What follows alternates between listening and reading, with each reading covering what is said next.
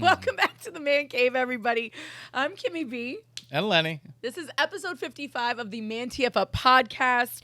Before we go any further, please like, subscribe, share, and follow. We are absolutely everywhere. Definitely get involved in the comments on TikTok and Instagram and on our YouTube pages. We love to hear from you. We love your insight. We love your feedback. And we love your ideas for future, conversations. Today, Len, I want to get right into it because I know you have a heart out. But people have been sliding in my DMs more and more frequently, and not in the way you might think. Like, people just send me unsolicited, uber right-wing news stories, clips, articles, posts. It's hilarious. Like, right about now, I could go for a dick pic. You know what I mean? In contrast to the things that I'm getting, not Lenny, I don't need you to run with that. I'm just saying the unsolicited things that I'm getting, I think are worse than actually getting unsolicited dick pics at this point because they're just so frustrating because I'm not necessarily out here asking for it, right? Like now on my social media, I clearly post a lot of my personal views, right? But sometimes it'll just be sharing a post that I see in my Insta story. I'm not sending them to anybody in particular. I'm not tagging the nut job people that I know follow me. You know what I mean? I'm just sharing it in my Insta story. So if you're seeing it, it means you're coming to my page. You know what I'm saying? You're going through the story. So you're asking for it. Now, what I am not in turn doing is asking you to send me your version of a rebuttal. But recently, I have had, one or two individuals that just can't help themselves.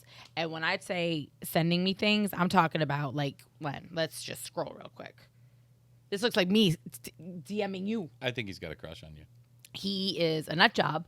But it's funny because, I wasn't engaging with him at first because he was sending me things from pages like snowflake_news and Moms for Liberty and We Are Breitbart, right? So not that you can't follow sites like that, not that you can't engage, not that you can't, consider those gospel. But in my eyes, sites like that are propaganda the same way to somebody who looks at those feels about MSNBC or the New York Times. You understand what I'm saying? Like people, and I would go so far as to say even mine are probably more legitimate, quote unquote, media outlets in the sense that these are individuals who will be fact checked. These are individuals who will be, held accountable for libel or defamation if what they're saying is not true, right? Like I don't really follow random left-wing,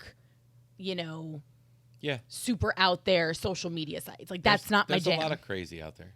Yeah. But I mean,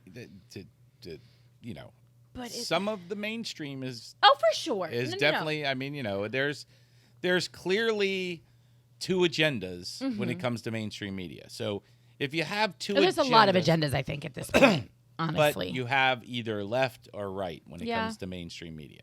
So, who's to say what is real and what is not? I just saw an interview with Elon Musk about the stuff that he's letting go on Twitter.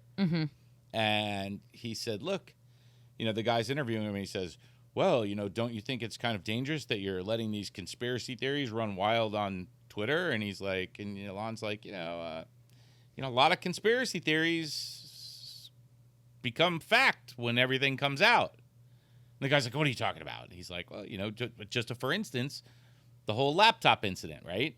Which was denied until it was proven that it was true. And you're crazy if you think there's, You're talking about Hunter Biden? Yeah, but this is what Elon Musk used as an example, which was true. It was all that stuff was blocked on Twitter, right? Everybody who was talking about it was blocked on Twitter and labeled a conspiracy theorist when it wasn't really a conspiracy. It was the truth. It was just coming out. What about it was the truth, though? Like I that haven't it really existed and that there was stuff on it, and the whole. Okay. The whole. I mean, he's not arrested. He hasn't been. No, whatever. He's probably never going to be arrested. But the point is that some of these sites, left, right, or indifferent, could be spewing things that are actual facts, but you don't realize it until somebody pulls the plug on it. I mean, there's a lot of stuff that Americans believe that is only half truths. It's only, it's if you don't know the whole story, you don't get the whole gist of it. And there's a lot of left and a lot of it right. But okay, so what we're not going to do is go down the rabbit hole of conspiracy theories, because I'm not going to sit here and fact check you on everything you say, and I really don't want you to become the next one. But I don't think people want to know the truth, and that's a repetitive theme on this podcast. And that's, like I said, and hence the reason why all of these sites. So to your point, yes, we have a left and a right, but there are certain news outlets, like I subscribe to the Journal, right? I get the Wall Street Journal, and you'd be surprised at how many right-leaning op-eds they have in the Journal. Even in the Washington Post, to be honest with you, right? Like, it's on you to actually read the whole paper from cover to cover, not just what you see on the headline or not what your opposition friends are hitting you with the bait and switch with. You understand what I'm saying? Yep. And that's the frustrating part about it is, like, I've gotten frustrated when I read an article that I disagree with, and then I'm like, oh, it's from one of my papers. You know what I mean? But then I have to sit back and appreciate that, because at least I can say, you know what? They're giving the full picture, or they're at least representing all of the sides that are coming to the table, right? Because you figure with the Wall Street Journal, you've got economists that are writing for them, you've got politicians, you've got brokers, you've got the Warren Buffetts of the world, you know what I mean? You've got talking heads. There's a little bit of everybody that's talking about, the financial markets, the economy, and things of that nature, real estate. Like, that's why I do really enjoy the Journal for that reason. But it's just frustrating because, when you start to get off in these kind of fringe areas, bro, the double down is just so heavy that I can understand why it's so difficult for people to dig themselves out of their hole. Like the guy that I'm talking about that's been sending me all of these clips, he says, I used to be an independent until guess when? Biden? No, before that. Obama? No, COVID. Vaccines. COVID. Oh, yeah, well. BLM, the riots, all of these things, right? And he's saying, I was on the front lines of the riots and I saw, and it wasn't being represented. And I'm like, sir, where? Like, were you in Portland? Like, were you in Wisconsin? You know what I'm saying? Like, tell me where, because I was on the front lines of the ones in Miami. You know what I mean? And did I see riots? No, I saw looters. You know what I'm saying? I saw opportunists, going out there and taking advantage of a situation which is disgraceful and disgusting, right? And then I saw other people exercising their First Amendment right to protest. Those were not the same people that were, stealing from Bayside. Those were very different groups of individuals. You know what I'm saying? So it's just funny to me because people love to levy these very big, grandiose, but vague statements at you. You know what I mean? And it's like, I can't fight with you. I don't know where you've been every day. What do you want me to say to that? Like, okay, and then he got into the whole, why our government here in Florida is great because it leans right. And, of course, we got into the, he started sending me stuff about the LGBTQIA plus community, and it immediately goes to the trans issue, right? It's like there's no in between. I don't know how we went from one to this other extreme. And now people, it's about the kids, and everybody wants to double down on the kids, even though we've seen all of this legislation expand far beyond our children, right? Like we've seen in the state of Florida alone, we've talked about it on this podcast. Now you're talking about doctors being able to pick and choose who they serve based on their moral, compass, yes, obligations. That is also expanding now to, not even just medical service providers, but insurance companies and things like that. We're now denying whole grown-ass people access to their medical treatments, like their hormones and things like that. Grown folks. We've seen what was initially supposed to impact K through third grade now not only reaching across all of our, elementary, middle, and high school classrooms, but also working its way into our higher education, where again, you're talking about adults that are choosing courses of study that pique their interest. These are things that they may want to pursue later on down the line, as careers, when you're talking about gender studies, women's studies, critical race theory, all of these things, right? And now you're seeing a government that is kind of wielding its power willy-nilly. A teacher was just fired, or their contract wasn't extended at New College here in Florida, because he had invited some Black historians to come and speak, and it didn't go in line with what the new interim president, had in mind. Again, when we're talking about critical race theory, and the student body at that school has been very vocal about the disgust and the frustration that they have with the DeSantis administration, and the role that they have decided to play in trying to reform and restructure their paths to higher education. I mean, these kids are already accepted into the school. This is where they go. And it's just, it's crazy to me. But it's like, when I see that narrative, Lenny, it's so disheartening and it's exhausting. Yeah, it's a little bit of government overreach. But I would say. This isn't even like, you're talking about a person who he tells me it was XYZ, right? These things are what made me go this way. But now I'm looking at the sites that he follows, right? And where he's pulling his information from. And that, I think, is the scarier part about it. Like we're seeing these documentaries coming out now about QAnon people, right? And how like family members are like, I don't know what happened to my mother. I don't know what happened to my uncle. I don't know what happened to my child, right? Like just literally like this. They all of a sudden were a completely new person. Yeah, it's because they're being fed all kinds of stuff. I mean, that guy didn't stumble onto those sites. Those sites stumbled onto him because he searched something that all of a sudden made him, a target. It's funny because, we're getting targeted. One of my Instagrams is getting targeted for male enhancement due to our product. Yeah. Buy our product, by the way. So it's getting targeted for that. So we're getting these ads. Like, I can't even advertise the testosterone booster on Facebook or Instagram.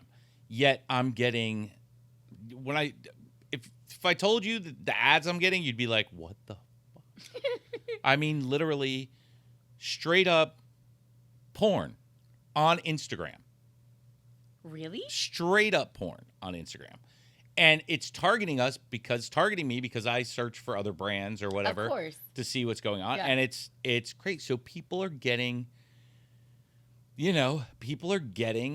targeted by what they search. That guy might have searched some, anything about anything right. He searched. Now he goes into this big pool of right, and now they feed him. Yeah. They feed him. I'm going to see the same thing with, people around me. They have everybody in here. Well, 5 of us sitting at this table right here will get 5 different feeds. And it's like, where'd you hear that? Oh, and everybody's got a different thing on it. And that guy is getting fed stuff. Yeah. But why? But why do you know this, right? Like this is not a new conversation, right? Like many, many, many, many people have been ripping the Band-Aid off, pulling the wool from over people's eyes. Like, we're shouting it from the rooftops at this point. Like, guys, social media is great. It can connect us. It can, it can foster conversation. It can fuel, dissent, which to some degree can be good, right? It can get people riled up. But at some point, you have to start fact check. Like, you have to take it to the next step. You can't take everything you see. Nobody wants to be. Everybody wants to be led. Everybody wants to feed into something. It's cultish. It's religion. It's everything. Everybody's trying to find a place and somebody they can stand alongside. And that's really. Oh, okay. And that's Instagram. Yeah. Thank God it's not in a school. You know what I'm saying? Like that. Straight up Instagram. That looks like it would have been in a health ed class. A few years back. But not then anymore, you go here. Look, this is the site. This is through Instagram. Okay. But you can't advertise your pill. Oh! Okay? Why does that person need male enhancements? That's what I'd like to know. Like, okay, well, a little bit, but good Lord. Yeah, This is really straight, is a lot of pee-pee pics. yeah, straight up Instagram. Oh my God. Straight up on Instagram. Okay, so well, I'm very happy. Please, Instagram, my point don't is, send me those ads. I don't want to, I'm good with my clothes. I'm good with my supplements. I'm good with all my different workout equipment. My I don't point need that. is, it's something is targeting that my particular Instagram. We don't get it on the other Instagrams. They don't get it on their Instagrams. Yeah. It's only coming through mine because of the search for other testosterone products. But does this person think that they're going to this is the other problem is that, for somebody like me who knows these sites, you know what I mean? Again, red flag, snowflake_news, right there. Right there. Anything coming from Moms for Liberty. But do you think people consider you a snowflake? Consider me you shouldn't consider me a snowflake. Do you think people do? Because, you have to put it in context, Kimmy. I know you. We've had conversations for hours and hours and hours. But people who only hear you on the radio or only know this much of you. I mean, but I don't talk. See, here's the thing, though, Len.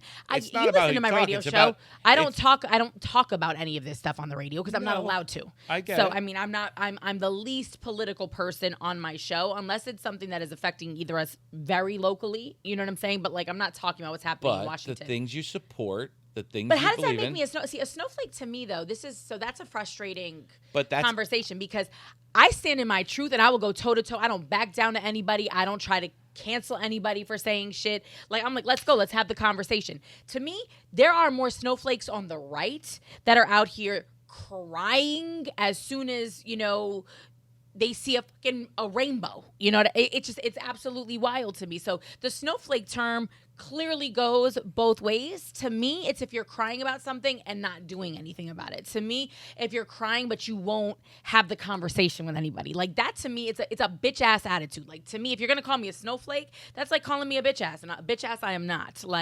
Let's go. I'm not a pussy. Let's have the conversation. I'm just telling you what might lead this guy to. Well, no, but the thing is, snowflake news though. No, I get that, but I'm just saying if I see snowflake_news. I already know what's coming at him. You understand what I'm saying? Course. I already know what kind of headline you're sending me. We are Breitbart. Again, you're talking about Steve Bannon's company. We all know what he stands for, right? We all know what that is. It's like sending me something from, Libertarians for Freedom, or I don't know. I know what that's about too. So it's not that I'm not going to read it or engage. And I see the headline 9 times out of 10, I already know the story you're telling me. It's funny. You brought to my attention something that was happening in Washington to allow children to be legally taken from parents if they don't consent to gender transition. That was a headline. There was a lot more detail to it, and it was nowhere near as cut and dry as what that headline made it sound like. It was like if DCFS went into a house and felt that it was an unsafe space and that they were withholding, this because they didn't agree with it or that they thought it was the wrong side. If they felt that a child was actually going to be in danger in this house. And there are some children, Len, who are. They're in homes where people will beat the gay out of you. You know what I'm saying? Will beat the trans out of you. In their mind, that's what they're going to do because that's what they think of this. You feel me? So that is what we have the Department of Children and Family Services for. And something tells me there'd have to be other signs present in order for them to be called in, right? But you see this headline and it's like, oh, parents are getting locked up because they don't agree with gender transition. But in Florida, I told you we were doing the exact opposite of that. Basically, DeSantis pushed through legislation and his team that said if you were in a dual custody type of situation and one parent lived in a state that offered gender affirming care and that parent, was pro gender affirming care and that child came to visit you in Florida and you are against gender affirming care, you could petition a Florida court to overturn your custody agreement and give you sole custody. That's wild. That's wild. So now basically Florida is, to me, it feels like Florida wants to be a country unto itself. It's like, is this the second coming of secession? I don't know. What is really happening here? This whole new immigration bill that got passed through where it's like, if you're stopped in a car and you've got an illegal immigrant, you can be penalized. Are we going to have now are we having immigration Didn't checkpoints? they do that in Arizona a long time ago? They passed something like that in Arizona. Yeah, and then they arrested the guy 5 who years did ago, it. yeah. Do you remember? That was the, and then President Trump ended up 6 years pardoning ago. him. The guy who was going into sanctuary cities and Yeah, cleaning it out. Yeah. Yeah. But are we gonna have checkpoints now coming in and out of Florida? Like, is that what we're looking at here? Like, if you're driving to Georgia, now you're gonna get stopped at the border. No, what we're and looking be at is checked? having Like, him on the whole country if he gets nominated. How frightening is this, though? This is it's crazy town. It's the same thing that, people were discussing when it came to the overturning of Roe v. Wade, and certain states were discussing, if you were suspected of leaving your state to have an abortion, like, this shit is out of control. But these are the kind of sites that perpetuate, you know what I mean, and propagate those conversations. And it's scary because then you have I finally have engaged with this individual. I think I started last night, and my mom ended up, she was like, why do you do this right before you go to bed? Because, of course, then I ended up pausing the television, and I go on like a 30-minute tirade about why do these people do that, right? But I told you, he had sent me the thing about the Fed, right? This was when the news broke that the quote-unquote Biden administration had given a kick in the teeth to Americans with good credit records. This was, I want to say, trending a few weeks back. Mm-hmm. The better your credit score, the higher your interest rate if you got a home loan, right? And the lower your credit score, the lower your interest rate. And people were like, what? So now we're being penalized for having good credit? What is this? But all of that fell on Joe Biden. And it would have fallen, I think, on any president that was sitting in office. Mm-hmm. But Lenny, how much does that really have to do with 1600 Pennsylvania Avenue? Like, not much. Who sets interest rates? Yeah, I mean, listen, they have some control over the Fed, but very little. Very little. And I mean, and at the bottom line is it's a fucking business. This country is a business, and it's only about making money. And I don't care if you're a right-leaning snowflake or a left-leaning snowflake. Nobody in this government gives a fuck about any of you. Mm-hmm. Nobody. It's just that it's only about the people with power keeping it. Mm-hmm. And getting more of it. Yeah. I mean, but again, it goes back to just education. Like, we throw that word around, like, and this man started doing that. Like, they got rid of education. It's how I feel about kids. I don't think kids should be able to make decisions till they're older and through their thing. But that's just my opinion on it. But we've let the education system. Everybody's fighting over this stuff in the education system. But the meantime, our kids are learning nothing. Our kids are learning nothing in elementary school like we learned in elementary school. They don't understand government. We understood government in elementary school. But here's the deal, though. Like, and we've had this conversation about public education, and now you have this massive kind of, I don't want to say uprising of, like, charter schools, right? But that scares me because charter schools are private. Only instead of being a private school that charges top dollar to parents, they take money from our public education system. They get grants, they get this, they get that, but it's going into somebody's fucking pocket. Yeah, it's all about money. Whoever owns that, right? So it's like, well, you're sitting out here, stomping your feet and making your poster signs for school choice and, fund the charter schools. Do you even understand what that is? Once again, you're just making a bunch of schleps that could care less about your kids' education super paid. Mm-hmm. And it's all to the detriment of the American dream. Because the whole deal is not every kid is getting into or has access to a charter school. Not every kid can get themselves. That's why we have yellow school buses. It's why we have districts. It's why you are supposed to have a quality public school in every neighborhood, or at least access to a quality public school. And it's like, I don't understand. You guys talk about loving this country and loving what it stands for. This guy literally has Patriot under his name, right? On his handle. And I'm like, but what are you standing up for? If you're trying to take away people's human rights, right? You're validating hate speech and bigotry. You're pushing your religion on folks.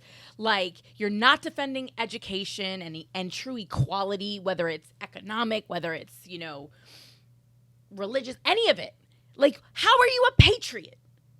How can you say that you stand for anything that the people that fought, to make this country what it is, like, how can you say you have anything in common with them? Like, I don't know where your definition of patriot is coming from in 2023, but the folks out here crusading against all of the principles that make, like, okay, the one they're standing up for is the Second Amendment. That's the one I'll give them. That's the one they will literally die in defense of the Second Amendment. But First the rest Amendment of them, too. not so much. Not in Florida, honey. With the level of book banning going on, what you can and can't say and watch, and no. We got governors getting folks that are journalists fired because they don't like what was written. Like, we're passing privacy laws so that we can hide all of our spending. And by our, I'm talking about the governor. Like, no, that is not defensive free. No. Going after Walt Disney World for exercising their First Amendment right to free speech. Like, that's anti-capitalist, anti-democratic, anti a lot of things. Like, so, but then you have people supporting this. So no, you're not. You're not defending free speech. You're not defending freedom of religion. You're not. So don't call yourself a patriot. Okay, I'll give you that one. Thank you. Okay. Well, this is not him. I would have felt better if it was coming from, because you're not as crazy as this person. But it just, that blew my mind that under his name, it said patriot.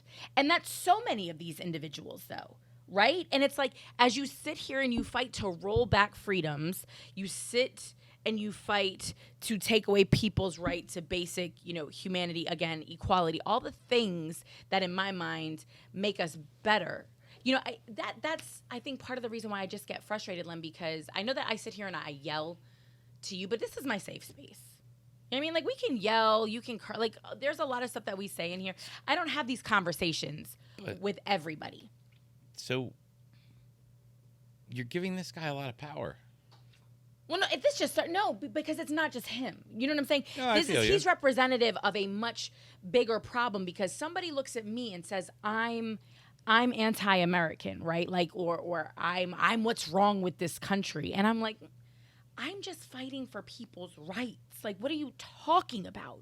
Like, I believe I'm not trying to take anybody's guns away. And I've said that repeatedly on this podcast, right? Like, that's not the hill I'm trying to die on. I'm not trying to, like, this whole Second Amendment, because if we start rewriting the Constitution, we're going to rewrite the whole thing. And that's a very, very scary place to be, right? But that's what frustrates me, is that, I can't understand how, when you think about what this country is, how it came to be, who and what it's built on. And again, I go back and I realize that there are people who will tell me, when the Constitution was written, it wasn't written for everybody, and it wasn't, right? It wasn't, and we know this. And that's something that we have to own and accept, and we've tried to rectify it in certain ways. I don't think that we're done. But if you just take it at face value, what those words say, right? Like, that is the kind of country that I want to live in. And right now we have the opportunity to really uphold those principles, right? We have the opportunity to fight for those things. And I have finally, honestly, Len, started to understand why you keep talking about this, this paradigm, this dynamic with, these people keeping us distracted with the culture war shit while, big shit's they happening. continue. And it's not even that big shit is happening. There's just big shit continuing. I don't even know that obviously we've had the AI conversation. It makes me laugh, right? That Elon Musk, a man who I'm sure has fought numerous times against government regulation, is going so hard in the paint right now to have AI regulated. You feel me? So if that doesn't just encourage you to pause for a second, right? As a conservative, as somebody on the right, as somebody who fights, against government regulation. Because to me, people don't understand it. They don't understand what it actually is and what it can. Just everybody watch T2. But I'm not even, no, but I feel the same way, though, about the banking industry. I feel the same way about stocks. I feel the same way about pharmaceuticals. I feel like every time we deregulate shit, what happens? It seems great. There's a money run. And then all of a sudden, the world goes to shit very quickly. Yeah. So a few people made a shit ton of money. Like, even during COVID, I don't know that people realize this. I came across a statistic, Lenny, and it was like the 1% gained something like $3 trillion in wealth in a matter of months. And they're still doing it. In a matter of, but this was like while food bank lines are wrapped around the corner with many Americans who felt they were doing okay, right? I'm talking about 6-figure mothers out here that ended up in a food line, you know, in their Mercedes trucks because it was just like, what just happened? That 1%, trillions of dollars in wealth was accumulated. Lots of it, I'm sure, in the stock market when they had that crash and they gobbled everything up, right? Like that one day. All over. And then, it's you know, all over. I they mean, also healthcare. they found ways to invest, ways to make money, things to capitalize on. They had the resources, but trillions of dollars in a matter of, you know, I want to say it was like 6 months to a year. It was the wildest thing. And it was like my brain just went, pow. Right? Because wealth begets more wealth. We understand that. But there's a documentary out that shows, like, in America, we were pretty even pace for a very long time. And then all of a sudden, that middle class, right? Like, you know, it's like you had the wealthy and they were here and the middle class was below them, but the middle class was stable and steady and it was growing, you know what I'm saying? Like, and by growing, there were more people entering into it. It wasn't necessarily that they were gaining astronomical wealth, but there were more people coming in, which is, of course, the American dream, right? And then all of a sudden, something happened.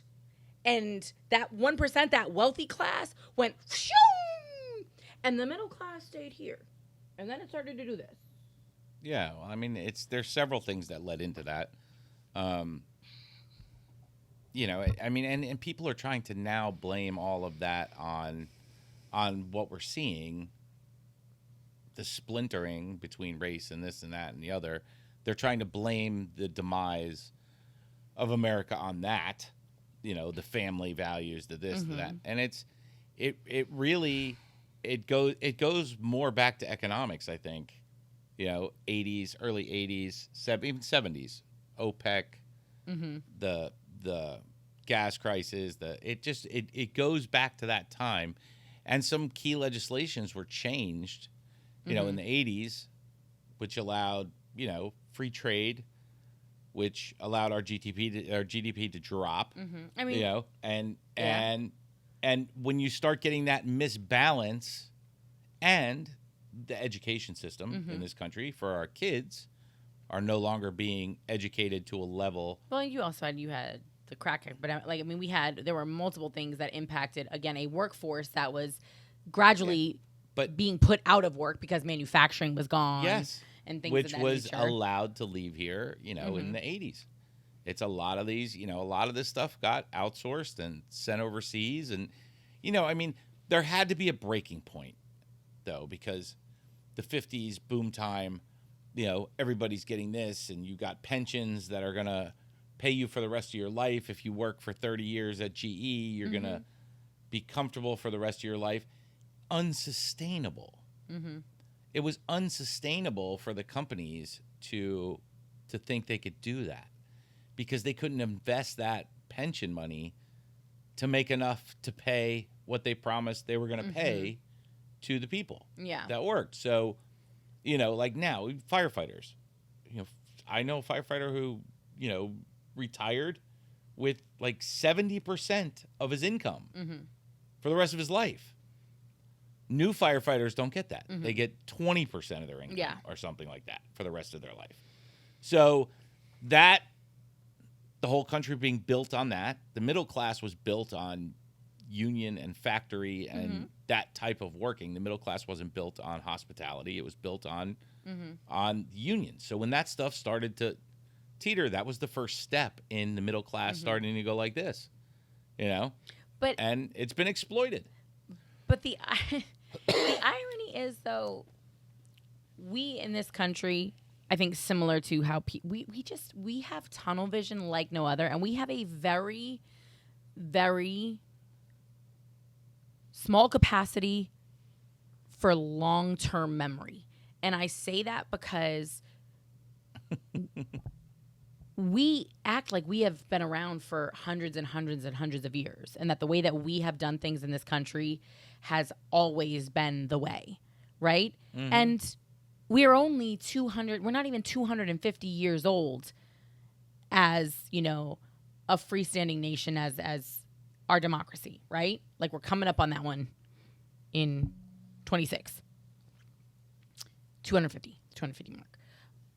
But even with like this whole kind of theory of family values and, you know, what the nuclear unit looks like and women staying home, like that's from the 50s, honey. Before that, like when you talk about the 30s, the Great Depression, before that, you had the Industrial Revolution, you had massive immigration, you had famine. I mean, think about family values. Family values don't necessarily mean husband, wife, man, woman. Family values mean a family, and that has been attacked in this country for 40 years, 50 years. The family unit is really. And you see it in different socioeconomic levels.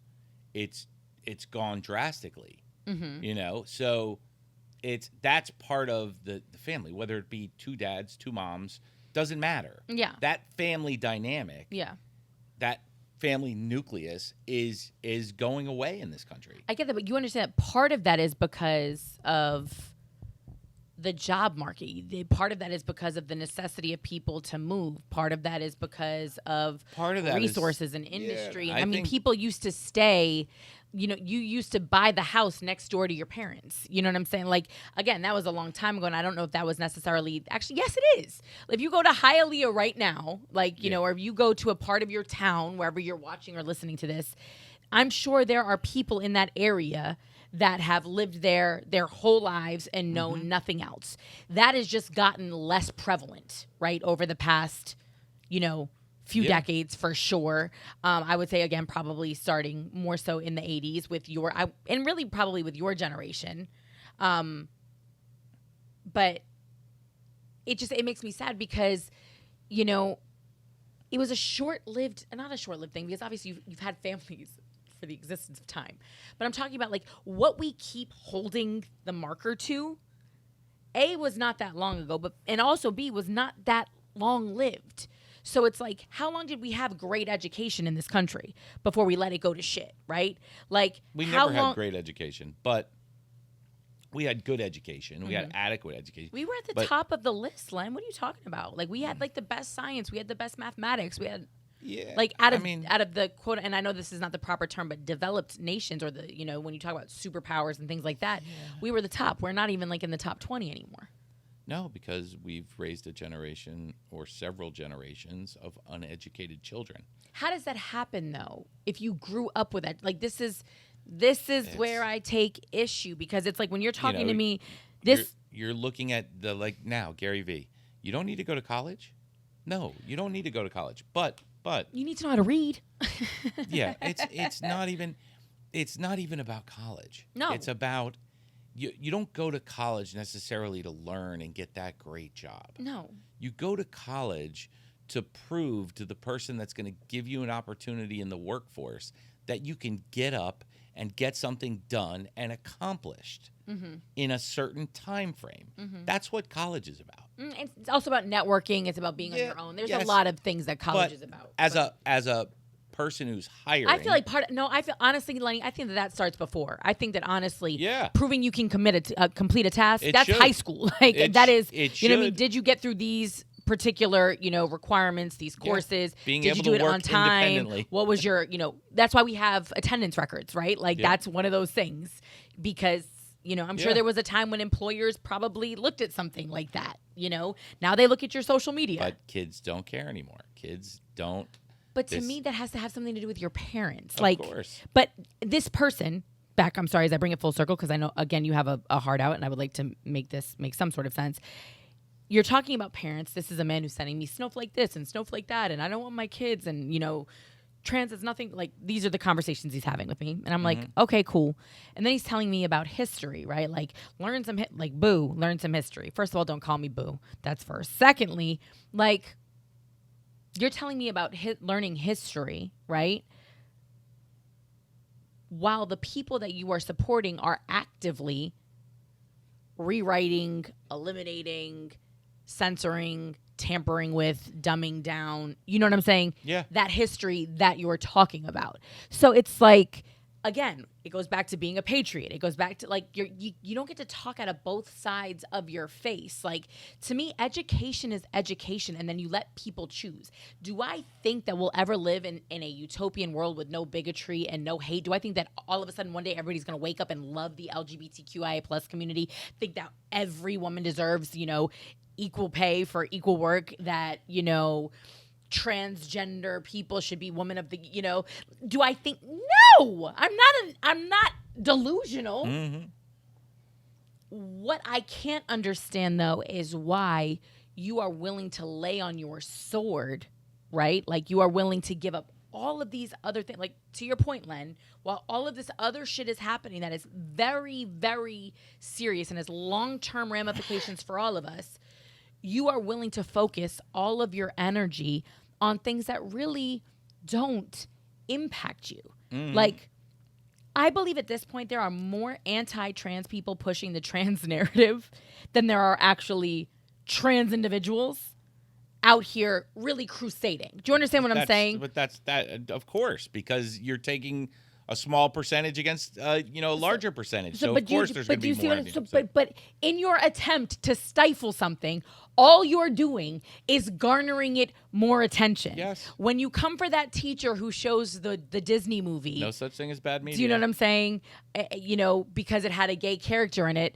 Now all these kids are asking, why is our teacher in trouble? Mm-hmm. Right? Because it's 2023 and kids have phones and kids talk and they overhear you because now you're talking about it, with the girls in the carpool or whatever. Like, it's so wild to me that this man who's so passionate about these things, I'm like, you're just perpetuating their movement. Like, do you not understand that by sitting out here? And then on top of that, do you think you're going to convert me to your beliefs? Like, that's one thing I don't do. I don't actively go after people and try to convert them to think the way that I think. I hope that I can share a thought-provoking message, right? And maybe you sit back and go, okay, that was interesting. I don't necessarily agree with her, but okay, that's cool. Like, and I feel like that's what we try to do here. Yes, sometimes I yell and I get very animated, but again, this is my safe space. And I feel like I take out all my frustration with everybody on you, so I apologize to you, Len, for that, because I know I can get very aggressive. Excuse me, did you say something? Lenny, don't be dismissive, though. That's so rude. He's so rude. I'm not even, no, he's not going to, no, we're not doing it today. We're not doing it today. Right. But yeah, that's just, it's exhausting. So do me a favor, guys. Don't come for me unless I send for you. Mm-hmm. You know what I mean? Like, you can share your information, but also if you're, all you're going to do is send me these propagandist pieces. Like, he mentioned a couple. He said, read up on Thomas Sowell. Do you know who that is? An economist. But of course, he's like, black guy went to Harvard. And I love when people like that pull their, their token conservative black friend out. And he minces no words. He's a big Clarence Thomas fan. Huge Reagan guy, and he definitely, I think, feels a lot of the things that we've discussed on this couch about, the family unit, especially as it pertains to people of color, the disadvantage that welfare has actually, or the disservice that the welfare system has actually, committed against the disenfranchised, whatever. So he's interesting, but I'll take that. I'll take that piece of information. Cool. I'll maybe go grab a Thomas Sowell book and we can have a conversation. But other than that, you can keep your We Are Breitbart. So all I have to say to all you kooks who are blowing up Kimmy's DM line, learn more about her. Watch more episodes of our podcast and learn more about Kimmy. She's much deeper than the social media shows. So yeah, I don't even think that. I just think that they don't like my political views that they see in my story. I mean, listen, that's why we started this podcast. Yeah, but because people don't like dealing with people with the opposite views. That's why the whole thing started. For sure. All right. Wrap it up. We'll catch you next time. Please like, subscribe, share, follow. You can leave your comments, thoughts. Send me the sites that you check out. I'm just kidding. But we'll be back next time, hopefully with more engaging conversation. And shout out to the trolls. Like, I'm not saying you don't slide in my DMs, but just Do it gently. Make sure, you don't even have to do it gently, but be ready to go. Like, because Okay. you ain't dealing with no snowflake, honey. Know that. Peace out. Peace.